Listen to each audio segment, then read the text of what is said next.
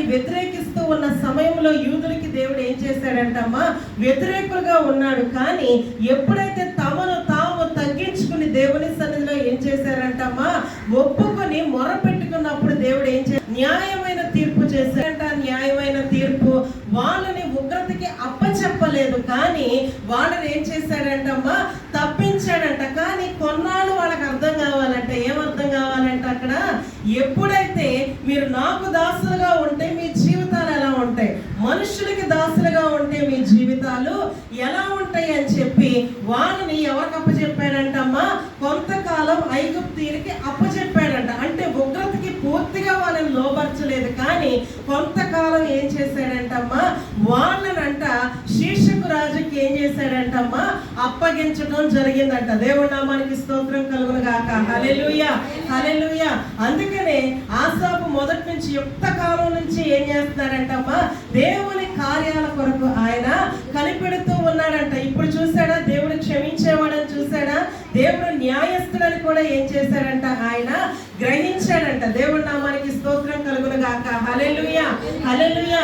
ఇప్పుడు ఐగుప్తీయుల రాజులతో అంటున్నాడు ఏమని, ఇదిగో మీరు అహంకారులై మీరు ఉన్నారు, మీ కొమ్ములను ఏం చేస్తూ ఉన్నారు, పైకెత్తుతూ ఉన్నారు. కొమ్ము దేనికి సాదృశ్యం అని మాట్లాడుకున్నామమ్మా, అహంకారానికి. ఇంకా ఒక రకంగా అహంకారానికి, ఇంకొకటి బలానికి, తర్వాత రాజ్యానికి గుర్తు అనమాట. దేవుడి నామానికి స్తోత్రం కలుగును గాక. హల్లెలూయా. ఈ కొమ్ములు అంటే అహంకారులుగా ఉన్న వీళ్ళు మాకు మించిన వాళ్ళు ఎవరు లేరని చెప్పి ఏం చేస్తున్నారంటమ్మా, హెచ్చుగా వాళ్ళ కొమ్ముల పైకి ఎత్తుతూ ఉన్నారంట. కానీ ఎవరైతే దేవుని ఎదుట నిలబడి హెచ్చుగా కొమ్ములు పైకెత్తుతారో వాళ్ళని దేవుడు ఏం చేస్తూ ఉంటాడంటమ్మా, విరిచి వేస్తూ ఉంటాడంట. ఆ కొమ్ములన్నిటినీ కూడా ఏం చేస్తూ ఉంటాడంటమ్మా, ఏం చేస్తాడు, విరగొడుతూ ఉంటాడంట. దేవుడి నామానికి స్తోత్రం కలుగును గాక. హల్లెలూయా. అదే మీరు ఆఖరి వచనానికి వచ్చేసరికి ఆఖరి లైన్ లో ఏమంటున్నాడు, నీతిమంతుల కొమ్ములు మాత్రం ఏం చేయబడుతూ ఉంటాయంట, హెచ్చింపబడుతూ ఉంటాయంట. భక్తిహీనులు అహంకారుల కొమ్ములు ఏమైపోతాయంటమ్మా, విరగొట్టబడతాయంట. అదే నీతిమంతుల కొమ్ము ఏమవుతుందంటమ్మా, వాళ్ళ యొక్క పవర్ ని దేవుడు ఇంకా ఏం చేస్తూ ఉంటాడంట, ఇంకా బలశాలుగా చేస్తాడంట, ఇంకా శక్తివంతులుగా చేస్తాడంట, ఇంకా ఉన్నతమైన స్థితిలో వాళ్ళు ఏం చేస్తూ ఉంటాడంట, నిలబెడుతూ ఉంటాడంట. దేవుడి నామానికి స్తోత్రం కలుగును గాక. హల్లెలూయా, హల్లెలూయా. అలాగే మనం కింద వచనానికి వస్తే అక్కడ ఏముందంటమ్మా, తూర్పు దిక్కు నుంచి పడమటి దిక్కు నుంచి అరణ్యము నుండి ఏమొస్తుందంటమ్మా, హెచ్చు కలగదు, కానీ తీర్పు తీర్చే దేవుడంట మన దేవుడైన యెహోవా అంటున్నాడు. ఎన్ని ప్లేసెస్ వాడాడంటమ్మా, అక్కడ తూర్పు నుంచి వాడాడు, పడమటి నుంచి వాడాడు, అరణ్యము అంటే దక్షిణ దిక్కు అనమాట. ఈ మూడు వైపు నుంచి మనుషులు ఏం చేయగలరంటమ్మా, వాళ్ళు ఇష్టానుసారంగా ఉండగలరంట. వాళ్ళు ఏదో సాధిద్దామని, ఏదో చేద్దామని అహంకారులుగా పరుగులెత్తుకుంటూ వస్తారంట. కానీ తీర్పు తీర్చే దేవుడు ఎక్కడ కూర్చున్నాడంటమ్మా, ఎక్కడ కూర్చున్నాడు, ఇక్కడ మిగిలిపోయింది ఏంటి, తూర్పు, పడమర, అరణ్యం అనగా దక్షిణం, ఇంకేమైంది ఉత్తరం. ఉత్తర దిక్కున దేవుడు ఉన్నాడా లేదా, ఎక్కడ చదువుకున్నాను దాన్ని, ఒకసారి తీయండి. యెషయా గ్రంథం 14వ అధ్యాయం ఒకసారి తీయండి. 14వ అధ్యాయం యెషయా గ్రంథం రాసిన అమ్మా, అదేనమ్మా, నేను ఆకాశములకు ఎక్కిపోయేదును, దేవుని నక్షత్రములకు పైగా నా సింహాసనము హెచ్చింతును, ఉత్తర దిక్కున కూర్చుందును. ఉత్తర దిక్కున సభాపురం అంటే ఏంటమ్మా, అక్కడ దేవుని సింహాసనము ఉత్తర దిక్కు నుంచి ఉంది. అక్కడ నుంచే దేవుడు ఏం చేస్తూ ఉంటాడంట, తీర్పును తీరుస్తూ ఉంటాడంట. దేవుడి నామానికి స్తోత్రం కలుగును గాక. హల్లెలూయా. అక్కడికి వెళదామని అహంకారుడైన దురాత్మ లూసిఫర్ ఏం చేస్తూ ఉన్నాడంటమ్మా, పరుగులెత్తుకుంటూ వెళ్ళాడంట. దేవుడు కూర్చోబెట్టాడా, మన ముందే చదువుకుందాం. కొమ్ము ఎత్తకుడి, హెచ్చుగా మీరు కొమ్ము ఎత్తకుడి అన్నాడు. ఎత్తింది ఎక్కడ పడింది అవుతామమ్మా, 14వ అధ్యాయంలోనే.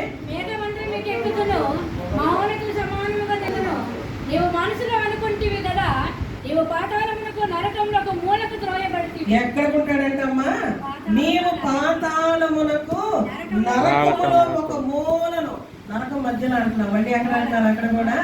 అంటే ఎవ్వరికి కానరాని స్థలాల్లో దేవుడు ఏం చేస్తూ ఉంటాడంట, అహంకారులైన వారిని, భక్తిహీనులైన వారిని ఏం చేస్తూ, మనం అనుకుంటాం ఏంటి ప్రభా భక్తిహీనులు రోజు రోజుకి వర్ధిల్లుతూనే ఉన్నారు, వాళ్ళు మా మీద యుద్ధం చేయడానికి ఇంకా సిద్ధముగానే ఉంటున్నారు, వాళ్ళు ఇష్టారాజ్యంగా మా మీద వాళ్ళ ప్రతాపాన్ని చూపిస్తూ ఉన్నారు, నేనైతే నేను నమ్ముకుని రోజు రోజుకి ఏంటి ప్రభా ఈ శ్రమలు, ఈ ఇరుకులు, ఈ ఇబ్బందులు, ఈ వేదనలు అని చెప్పి మనం అనుకుంటా ఉంటాం. కానీ దేవుడు ఏమంటూ ఉంటున్నాడంటమ్మా, వాడు సింహాసనం దాకా వెళ్ళాడు కానీ అక్కడ కూర్చోగలిగాడా చెప్పండి? వెళ్ళాడు, వెళ్ళలేదని అంటలా. అన్ని ఆటుపోట్లు అన్నిటినీ తీసివేసి ఏదో రకంగా సింహాసనం దాకా వెళ్ళాడు. కానీ తేజో నక్షత్రం అని కూడా దానికి ఏముంది, పేరుంది. వేకువ చుక్క అని కూడా ఏముంది, దానికి పేరుంది. అక్కడ దాకా వెళ్ళింది కానీ సింహాసనం మీద కూర్చోగలిగిందా అంటే భక్తిహీనులు వర్ధిల్లుతూనే ఉంటారు కానీ వాళ్ళ ఆత్మ దేవుని రాజ్యానికి వెళ్తుందా? వెళ్ళదు. మనం నలిగిపోతున్నా, విరిగిపోతున్నా దేవుని కొరకు నీతితో తాపత్రయపడి జీవిస్తే మనం ఎక్కడికి వెళ్తామంట, ఆయన కుడి పార్శ్వమున కూర్చుంటామంట. దేవుడి నామానికి స్తోత్రం కలుగును గాక. హల్లెలూయా, హల్లెలూయా. ఇంకా కిందకి వచ్చేసరికి దేవుని చేతిలో ఏముందంటమ్మా, ఒక పాత్ర ఉన్నదంట. ఆ పాత్ర అంతా దేంతో నింపబడిందంటమ్మా, ఒకసారి చదువుకుందాం. అందులోని ద్రాక్షారసం ఏం చేస్తూ ఉందంట, పొంగుతూ ఉంది, అది సంభారంతో నిండి ఉన్నది. ఆయన దానిలోది పోయిచున్నాడు. భూమి మీద ఉన్న భక్తిహీనులందరూ మట్టితో కూడా దాన్ని ఏం చేస్తూ ఉంటారంట, పీల్చి మృంగి వేయవలెను అంటున్నాడు. ఒక్కసారి మనం ఈ పాత్రని జ్ఞాపకం చేసుకుంటే ఎక్కడ గుర్తొస్తుందంటమ్మా, గెత్సెమనే తోట గుర్తొస్తుందా లేదా అమ్మా? గెత్సెమనే తోటలో ఆయన ముందు ఒక పాత్ర ఉందంట. ఆ పాత్రని దేవుడు ఏమని ప్రార్థన చేస్తూ ఉన్నాడు, యేసయ్య ప్రభువా నీ చిత్తమైతే ఈ గిన్నెను నా నుండి మీరు కదా. అక్కడి నుంచి ఆయన ఎక్కడికి వెళ్ళాడంటమ్మా, గొల్గొథాకి వెళ్ళక తప్పలేదు, శ్రమను అనుభవించక తప్పలేదు, మేకుల శ్రమ బాధ అనుభవించక తప్పలేదు, అవునా కాదా? వెళ్ళి ఆఖరి రక్తపు బొట్టు వరకు కూడా మన బాధలన్నిటికీ, మన శాపాలన్నిటికీ, మన వేదన అంతటికీ, మన దుఃఖం అన్నిటికీ కూడా ఏం చేశాడంట, ఆయన తీర్పు తీర్చేశాడా లేదా? పాత్ర దేనికి గుర్తు అంటమ్మా, తీర్పుకి గుర్తు, జడ్జిమెంట్కి గుర్తు. దేవుడి నామానికి స్తోత్రం కలుగును గాక. హల్లెలూయా. ఆయన అందులో అంతా కూడా మన కొరకు ఏం చేశాడంటమ్మా, మృంగి వేసేసాడంట. మృంగి వేసిన తర్వాత ఇప్పుడు వాళ్ళ ముందు పాత్రను పెడతారు అంటున్నాడు. ఎవరి ముందంట, భక్తిహీనుల ముందు. వాళ్ళ ముందు పాత్రను పెట్టినప్పుడు వాళ్ళ అహంకారం కానీ వాళ్ళ దుష్టక్రియలు కానీ ఏమైపోతాయంట, ఆ పాత్ర నిండుగా నింపబడినప్పుడు, ఆయన ఉగ్రతతో నింపబడినప్పుడు ఏం చేస్తూ ఉంటారంట, వాళ్ళు మట్టితో కూడా పీల్చి మనం తాగక తప్పదు. దేవుడు మనతో తాగించడు, ఎందుకంటే మనం తాగాల్సింది ఎవరు తీసుకున్నారంట, దేవుడు తీసేసుకున్నాడు. కాబట్టి అన్యులకి ఏమొస్తుందంట, అన్యులంటే భక్తిహీనులు. నేను అనేది అన్యులంటే హిందువులని నేను అనట్లేదు, కానీ ఎవరంట, భక్తిహీనులు. క్రైస్తవుల్లో కూడా భక్తిహీనులు ఉన్నారు. ఎట్లాంటి వాళ్ళంట, వాళ్ళు ఏలోక సంబంధమైన కోరుకునే ప్రతి వాడు కూడా ఎవరంట, భక్తిహీనుడే. పరసంబంధమైన వాటిని చూసుకునేవాడు ఎవడంట, దేవుని యందు నీతిమంతుడిగా ఎంచబడతాడంట. దేవుడి నామానికి స్తోత్రం కలుగును గాక. హల్లెలూయా, హల్లెలూయా. ఎందుకు అంటే ఈ భూమంతా ఎవరి దగ్గర ఉందంటమ్మా, దేవుని ఆధీనంలో ఉంది కదా. మార్కు సువార్తలో మనం చూస్తాం కదా, చక్కగా ఆదాము వచ్చి నిద్రపోతున్నాడంట ధోనిలో. అప్పుడు ఏమొచ్చిందంటమ్మా, సముద్రపు తుఫాను వచ్చిందా లేదా? వచ్చినప్పుడు ఆయన ఏం చేశాడు, ఆయన కంగారు పడ్డాడా, ఆయన వేదన చెందాడా, ఆయన దుఃఖపడ్డాడా? ఏంటి నాకు ఈ విసుగు అని చెప్పేసి మనుషుల మీద అరిచాడా? మనమైతే అరుస్తాం కదా, ఏంటి ప్రభువా ఈ పరిస్థితి నాకు ప్రతిసారి అని అంటాం, అవునా కదా? కానీ దేవుడు ఏం చేస్తూ ఉన్నాడంటమ్మా, ఆకాశాన్ని చూసి ఏమంటున్నాడు, గాలి నువ్వు ఆగిపో అన్నాడు, అవునా? సముద్రమా నువ్వు ఏమైపో అంటున్నాడు, నిమ్మలం అయిపో అన్నాడు. ఈ రెండు కూడా ఆయన మాటలు వింటున్నాయి. అందుకే యెషయా 1వ అధ్యాయంలో కూడా అంటాడు ఏమని, ఆకాశం ఏం చేస్తుందంట, ఆలకిస్తుందంట, భూమి ఏం చేస్తుందంట, చెల్లింపుతుందంట. కానీ నేను కనిపించిన దుర్మార్గులు ఏం చేస్తున్నారంట, మనం తిరుగుబాటు చేస్తున్నాం. అవన్నీ సృష్టి అంతా కూడా దేవుని మాట వింటుంది, కానీ నిర్మింపబడిన మనం ఏం చేయట్లేదంట, దేవుని మాటని ఆలకించట్లేదు అంటున్నాడు. అందుకే తీర్పు ఏం చేస్తుంది అంటున్నాడు, ఆయన సభాపర్వము నుంచి మొదలవుతుంది అంటున్నాడు. దేవుడి నామానికి స్తోత్రం కలుగును గాక. హల్లెలూయా. హిజ్కియా కూడా బాధపడ్డాడా లేదా? అశ్షూరీయుల గురించి ఏం చేశారంట, యెషయా రాసిన గ్రంథం 36, 37 అధ్యాయంలో మనం చూసుకుంటే అక్కడ అశ్షూరు రాజైన సెనహరీబు ఏం చేస్తూ ఉన్నాడంట, రబ్షాకే ఏలుబడి దినాల్లో ఏం జరుగుతుందంట, రబ్షాకే ఇజ్రాయేలీలకు రాజుగా ఉన్నాడు, యూదాకి ఎవరు రాజుగా ఉన్నారంట? హిజ్కియా రాజుగా ఉన్నారంట. వీళ్ళిద్దరూ కూడా ఏమవుతుందంటమ్మా, దేవుడు న్యాయము చేయడం అంటున్నాడు. అవునా కదా? రబ్షాకే ఏమంటున్నాడు? యూదా వారి దగ్గరికి వచ్చి మిమ్మల్ని రక్షిస్తానని అంటున్నాడు, మిమ్మల్ని విడుదల పరుస్తాను అంటున్నాడు, ఇదిగో మీ పట్ల మేలు దేవుడు జరిగిస్తాడు అని అంటున్నాడు. కానీ మీ పట్ల ఏ మేలు ఎంతవరకు జరగలేదని చెప్పి ఏం చేస్తున్నాడంట రబ్షాకే? దేవుని సన్నిధిలో అందరి దగ్గర యూదా వారిని అంతా ఏర్పాటు చేసుకుని ఏం చేస్తున్నాడంటమ్మా, దూషిస్తూ ఉన్నాడంట, అవమానిస్తూ ఉన్నాడంట, దేవుని నిందిస్తూ ఉన్నాడంట. కానీ హిజ్కియా ఏమని ప్రార్థన చేస్తున్నాడు దేవుని సన్నిధిలో? ప్రభువా, నా యొక్క ఇంటిని, నా సమస్తాన్ని నేను కడుక్కున్నాను కాబట్టి దీనిని బట్టి నువ్వేం చేయాలి? అశ్షూరీయుల నుంచి మమ్మల్ని విడిపించాలి అని చెప్పి మరణ భయంకరమైన రోగం అతనికి కలిగినప్పుడు ఏం చేస్తూ ఉన్నాడంట? ప్రార్థన చేస్తూ ఉన్నప్పుడు సెనహరీబు విషయం ఏమైందంట? మా అశ్షూరు రాజుల సెనహరీబ్కి ఏమైందంట? ఏం చేస్తున్నాడు? యుద్ధానికి బయలుదేరి 5 నిమిషాల ముందు ఏం చేస్తున్నాడంట అమ్మా? అహంకారులు అంట అశ్షూరీయులు. అంటే ఏం చేస్తున్నారు? దొరికిన వాళ్ళు దొరికినట్లుగా వాళ్ళు హింస పెడుతూ ఉంటే వాళ్ళ కేకలు వీళ్ళకి ఇష్టం అంట. దేవుడి నామానికి స్తోత్రం కలుగును గాక. హల్లెలూయా. ఎందుకంటే వాళ్ళకన్నా శక్తివంతులు లేరు, వాళ్ళకన్నా బలవంతులు లేరు, వాళ్ళకన్నా గొప్పవారు లేరని చెప్పి వాళ్ళు ఏం చేస్తూ ఉండేవాళ్ళంట? అహంకారంతో ఉండేవాళ్ళంట. ఆ అహంకారపు పరిస్థితుల్లో అశ్షూరు రాజు దాగోను గుడిలో ఏం చేస్తాడంటమ్మా? తన దేవతకి పూజిస్తూ ఉండగా ఎవరు చంపారు ఆయన వచ్చి? 2 కుమారులు ఏం చేస్తున్నారంట? చంపేశారా లేదా? అక్కడ ఏమైపోయాడు? బలైపోయాడా లేదా? దేవుడి నామానికి స్తోత్రం కలుగును గాక. హల్లెలూయా. ఈ రాత్రంతా మా ప్రాణాలు ఎలా గాల్లో కలిసిపోతాయా అని చెప్పి యోధా వారందరూ భయపడతా ఉన్న సమయంలోనంట తెల్లారి లేచేసరికి ఎలా ఉందంటమ్మా?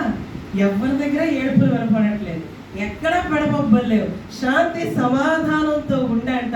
అందరూ వెలుపలికి వెళ్ళి యుద్ధం ఏం జరిగిందా అని చూస్తున్న సమయంలో అక్కడ ఏం జరుగుతుందంటమ్మా? 185,000 మంది సైన్యాన్ని దేవుడు ఏం చేశాడు? ఒక్క దూతతో హతం చేశాడా లేదా? దేవుడి నామానికి స్తోత్రం కలుగును గాక. హల్లెలూయా. లోపల ఉన్నది ఎంతమంది అంట? 3,000 మందే ఉన్నారంట యూదా వారు యుద్ధం చేయడానికి. బయట ఎంతమంది ఉన్నారంట?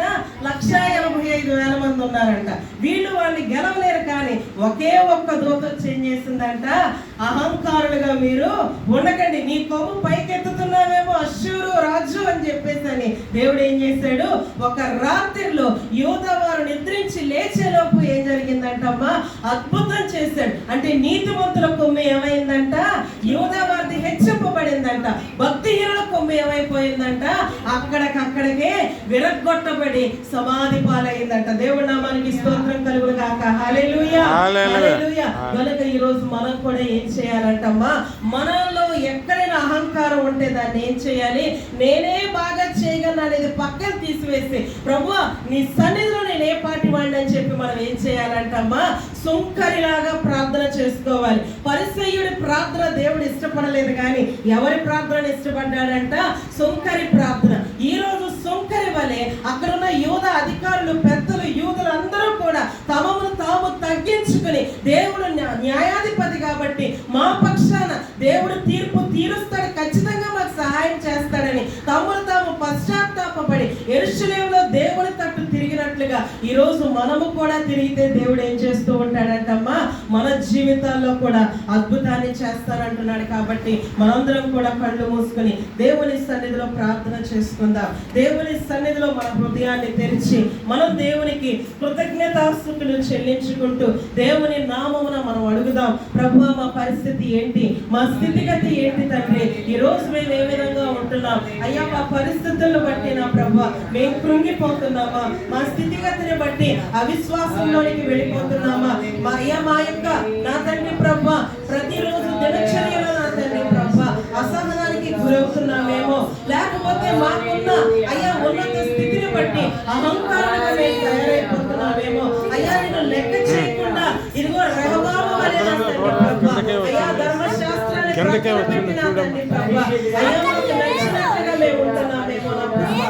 మమ్మల్ని క్షమించండి, మమ్మల్ని మన్నించండి నా తండ్రి ప్రభువా. ఇదిగో నా తండ్రి ఈ లోకం అయ్యా 3 దిక్కుల నుంచి మమ్మల్ని శోధించగలవేమో కానీ అయ్యా 4వ దిక్కు నా తండ్రి ప్రభా అయ్యా వీటన్నిటికన్నా శ్రేష్టమైనది అది మహా గొప్పది నా తండ్రి ప్రభా నువ్వు మాట్లాడుతూ ఉన్నావు అక్కడి నుంచి తీర్పు బయలుదేరుతుందని నా తండ్రి ప్రభా నువ్వు సెలవిస్తూ ఉన్న దేవుడవి నా తండ్రి అయ్యా మీరే నా తండ్రి ప్రభా మా పక్షాన యుద్ధం చేసి వ్యాఖ్యమాడి నా తండ్రి ప్రభా మా పట్ల